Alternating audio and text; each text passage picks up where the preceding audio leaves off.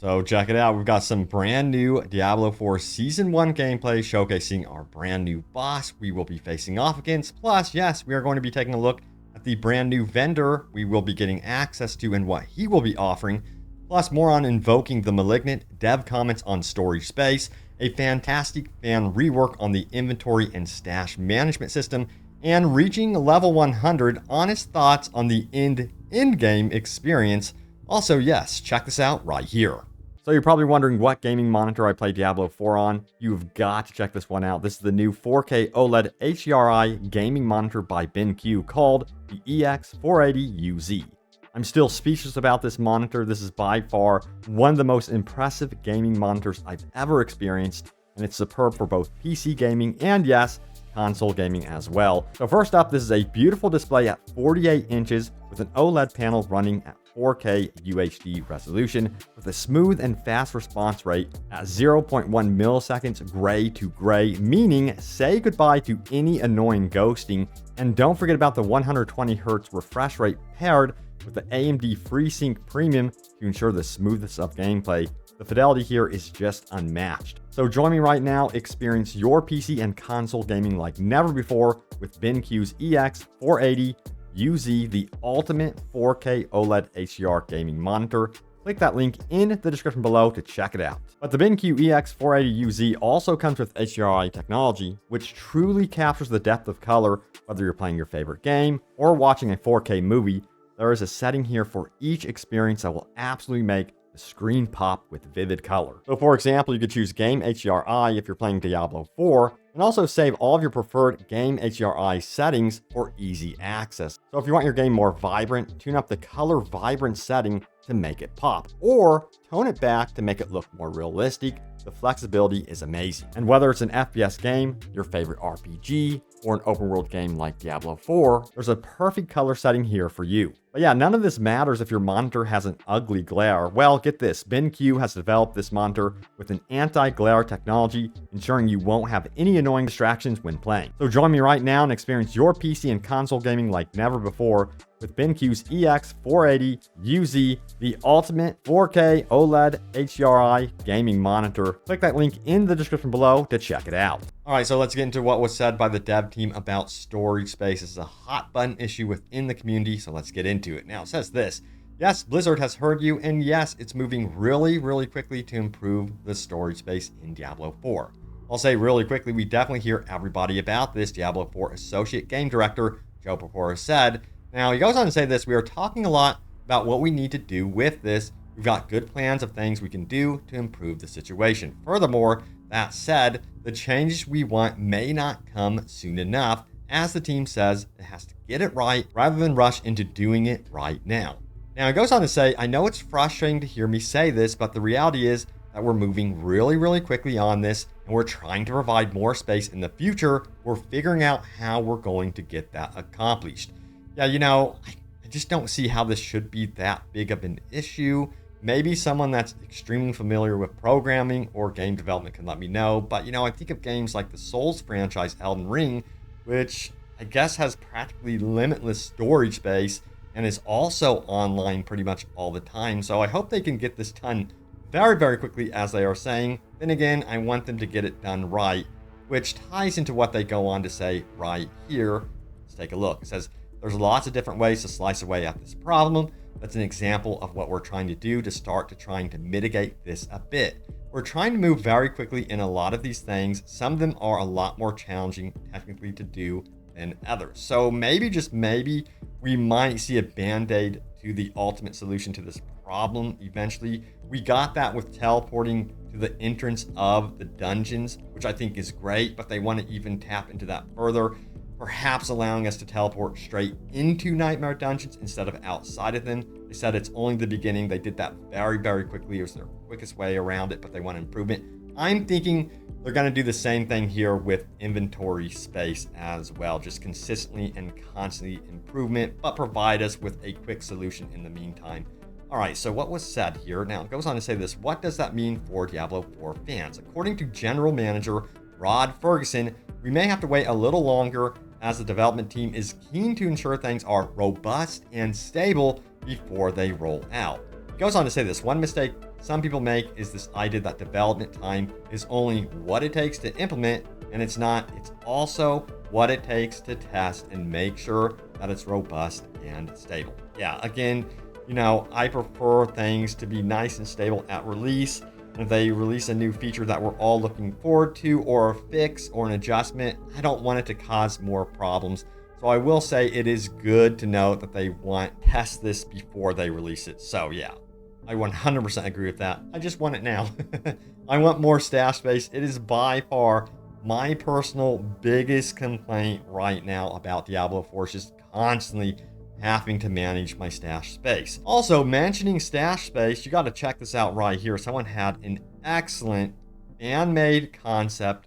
Check it out. It says Stash UI Dream Ideas from a fan. This comes from Tannis34. And check out what they have created here. They have a search bar, of course, more stash AB, and then they also have the filters. This is extremely important, where you can filter by the rarity, type of gear, class only, the level minimum, and then you would have more slots right here, which of course right now there's like this big strange space right there. A lot of people are worried that they would do some sort of microtransaction thing with adding more storage space somehow. Now, they have not mentioned that whatsoever, by the way. They're very much into making sure, in my personal opinion, trying not to upset everyone. They're trying their absolute best, it seems. But yeah, hopefully we get more stash space sooner than later. It sounds like they're trying to work extremely fast on it, but also very cautiously. All right, so let's take a look at that brand new Season 1 vendor, shall we? So if you did not know, yes, our new vendor is actually going to be Cormand.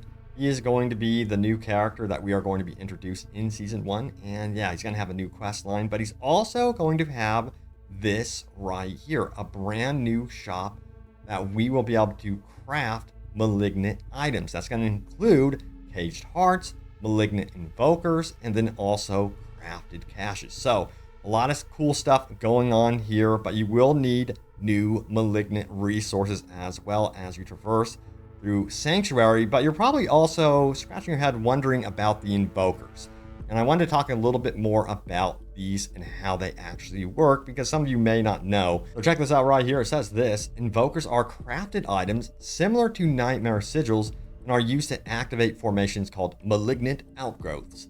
Now, this will allow players to target and farm malignant hearts of a specific color. Now, furthermore, it goes on to describe this. The map of Sanctuary has changed a lot with Diablo 4 Season 1, and every dungeon will randomly transform into a malignant tunnel. These areas house malignant outgrowths that drop powerful buffs once they're unlocked. In order to unlock them, you'll need to make an invoker first. And of course, that's where Cormand comes in handy here, and he's going to be extremely useful and very important in Season 1 for sure. So we have got to talk about level 100. Check out this post right here. It says, level 100, my thoughts on the game. 7,000 upvotes, by far the most discussed topic right now. Now, it says this: I don't post here much, too much negativity for my liking, but as a recent level 100 player, yeah, I know, no big deal, thought I'd share my thoughts. What is in-game? Now, it says, seen endless discussions on this, and here's my thoughts. In-game is the reason we tell ourselves to keep playing. It's just not about the loot. No, hold on, let me explain. In Diablo 2, there was no in-game except that which you made yourself. Apart from Ubers, in-game in Diablo 2 was rerunning the same content at the same level, no level scaling here. So the absolute hardest, most difficult badass boss was an absolute cakewalk each and every time. You tell yourself it's the loot, but it isn't. The enjoyment is in simply playing the game. Okay, so you still think, nah, this idiot, of course it's the loot. Answer me this: when that Bear rune dropped and you slotted it in the Enigma, making yourself even more overpowered, did you stop? Did you go, well, I've done it now, I guess I've achieved all there is to achieve, and resign the game? No, you didn't. You keep playing, because the actual gameplay is what you want to experience. In Diablo 3, it is even more explicitly about the gameplay. In Diablo 3, you go from legendary to ancient legendary to primal to enhancing. You do each greater rift run to get 1% more powerful, so you can increase the greater rift level 1%, so you can keep doing that. There's no item drop that is anything more than the exact same thing you have with slightly bigger numbers. You play because the combat is visceral and fun. That is all. Pushing greater rifts is your reason to continue playing, not the loot. In Diablo 4, the endgame has to be because the game is fun to play. Without the Barroon or greater rift push, the only thing left is nightmare dungeons and getting progressively better loot. If you don't enjoy the core game experience of Diablo 4, no definition of in-game would satisfy you. I wanted to stop there just for a moment and talk a little bit more about nightmare dungeons. Now, one thing I think people do not realize about nightmare dungeons is this. Currently, yes, in all of Sanctuary, we have roughly around 120 total dungeons. And out of those 120 total dungeons, we have 30 or so dungeons that are selected as a rotation for nightmare dungeons. We aren't given access to the full 120 dungeons, which can potentially become nightmare dungeons. That's not the case whatsoever.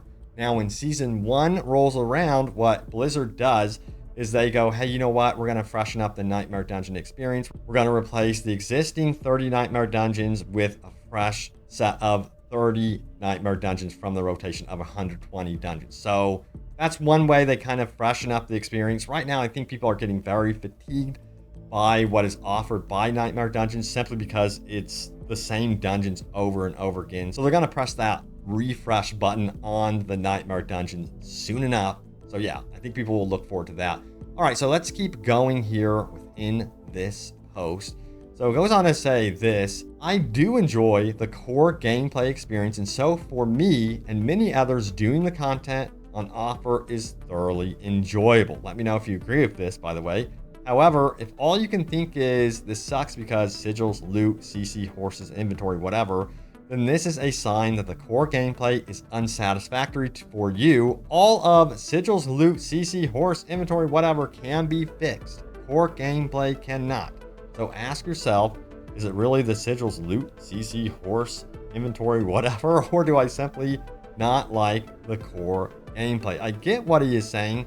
I feel like there's a certain level of expectation when you hit level 70, 80 with the ancestral gear and items for it to be kind of, I'm just going to say, kind of like mind-blowing. Like, whoa, these are totally worth it. And right now people are experiencing, I personally think, the polar opposite. They're experiencing modifications of what they currently have in Sacred offering. And Blizzard needs to really take a look at what they've done with Ancestrals. And this is my personal opinion. And the loot that you experience in the end-to-end game and make it more interesting. Yes, you have those 6 super rare items in the game, but let's be honest, that's like gambling. Many people, if not most of the community within Diablo 4 are not going to be experiencing the uber rares whatsoever. But yeah, he has a point. Right now, currently, yes, the core gameplay of Diablo 4 for me personally is super addicting. I love it. And he's absolutely on point here that what they need to do is adjust certain things, and things currently are very fixable. If the core gameplay loop was not working out, then this game would be doomed for sure. Now, he has some interesting things to say about itemization. Let's get into it. It says, people are dissatisfied with the loot in Diablo 4, and yet often quote Diablo 3 in the same breath. Diablo 3 is a game that just handed you every item, every legendary, every set piece, every gem on a platter to you. You can be fully equipped and rocking in-game in a week, 1 week, without breaking a sweat. Diablo 2 had a much rarer, but much more powerful uber drops. Diablo 4 is drawing a line between the two. There are no uniques that you can reasonably expect to drop that are game-changing. I think that's the problem. Now it says, it is the Diablo 3 incremental power upgrade, but with the Diablo 2 low drop rate experience. This is why it fails, as it achieves neither the OTT loot from Diablo 3 nor the oh my god moments from Diablo 2. However, the game is a few weeks old. Neither Diablo 2 nor Diablo 3 had a decent in-game at launch. Both took years to get it together. Diablo 4 should have learned from history, but alas, the devs wanted to try and find the middle line. I'm 100% sure itemization will improve, but right now it's poor. You know, at least he said that. I was wondering, so yes, I 100% agree with this, that they need to improve this. And I think the whole community is just feeling the same way. And a lot of people, what they do is they start creating new characters at around level 80. They're just like, this is just not worth it. I'm not going to sit here essentially in Las Vegas. That's how I feel when you get to the end game and hope for one of those uber uniques to drop. It's becoming like, honestly, like gambling, like a slot machine experience once you get into those later levels. Ridiculous. Now, I wanted to clarify that I do think that they need to keep the uber rares uber rare. You know what I mean? It's just the ancestrals need to be bumped up, need to be more interesting. Their aspects are just mad, in my opinion. All right, so next up we have Renown. I have completed Renown and done all the altars. I had a blast. No, it wasn't a grind. I thoroughly enjoyed the process.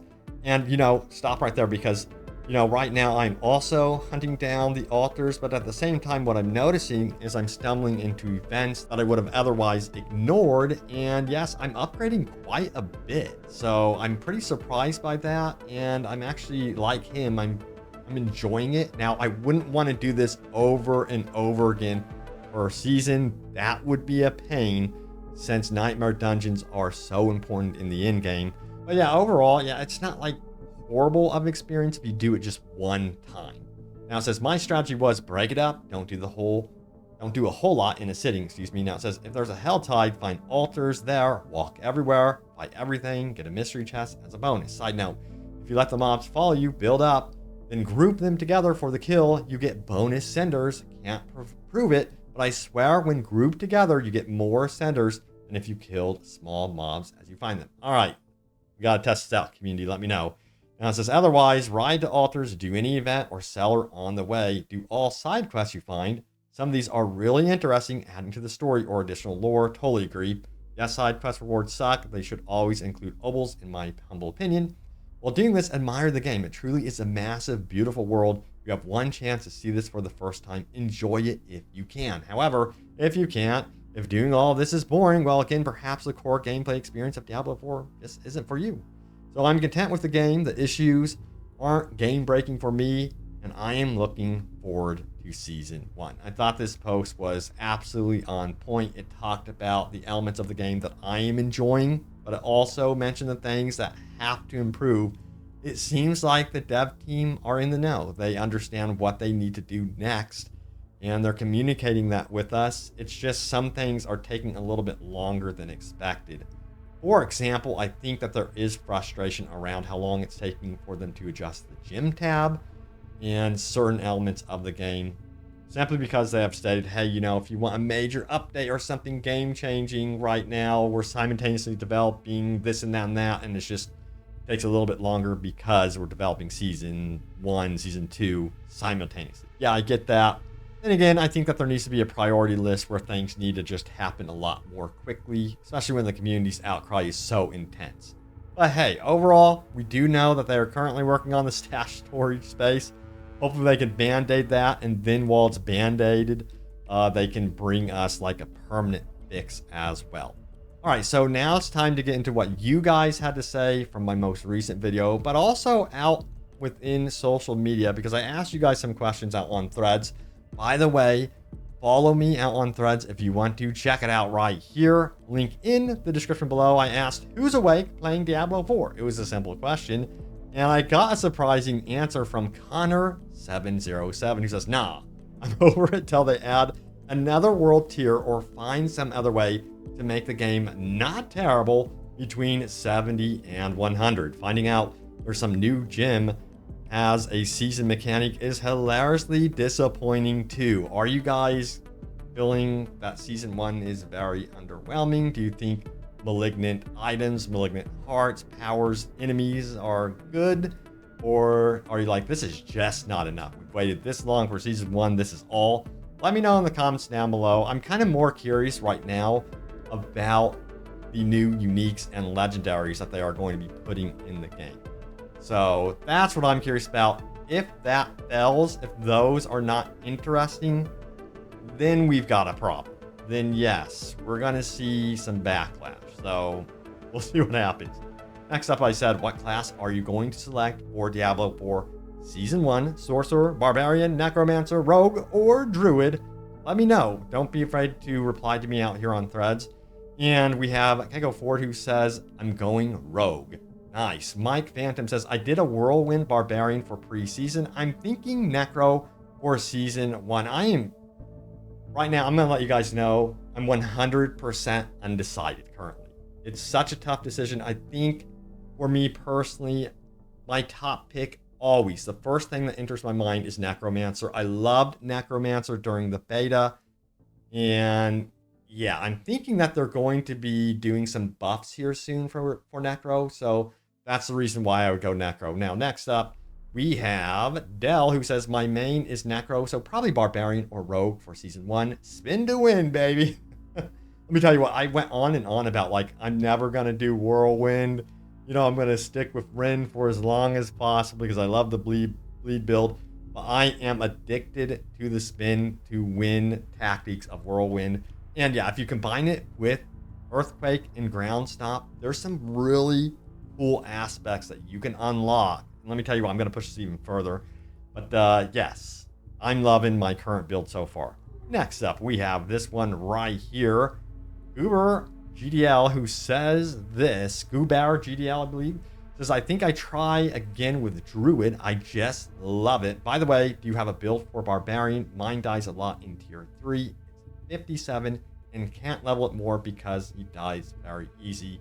Sad face. And you know what? I can do build videos. I haven't had the chance yet. I really want to for you guys. Let me know if that's something you want.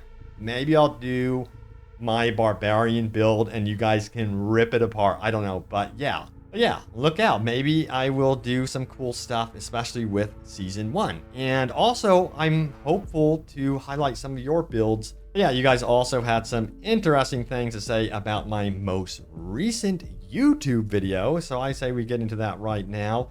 And my most recent video was this one right here. Finally, this is fantastic news. Devs give critical updates. So what did you guys have to say about this one? We have Chromatic Comic, I believe it is, who says, I love the loot scavenger vendor idea. It would also potentially be an easier way to implement a loot filter where it applies to one vendor instead of something they need to work across the entire game. 100% agree with that one. And you know, I wanted to say something else about some of the town experience in Diablo 4. Some of the towns don't offer all the vendors, and that drives me nuts. That needs to be updated. You'll look at the map and go, why isn't the occultist in this town? Why? You know? And I think that every single town needs to have every single vendor type, no matter what. I don't know if they're trying to make like one town more favorable over the other, but I just think it's ridiculous. Now we have the Ultimate God, who says, Uber Butcher in the open world would be awesome. Also, he shows up to help kill us in events or world bosses. Can you imagine an Uber Butcher during the middle of a world boss? I gotta say, dude, I personally love that idea. Can you imagine the panic within all the players, like all 12 players, trying their best to focus on the world boss, focus on the Butcher? That would be cool. Love that idea so much. But anyway, thank you all so much for the comments, for the love on the videos. I hope you guys are enjoying them. Stay tuned here for more Diablo 4 news and updates. I have you guys covered, and I will see you all next time. Take care.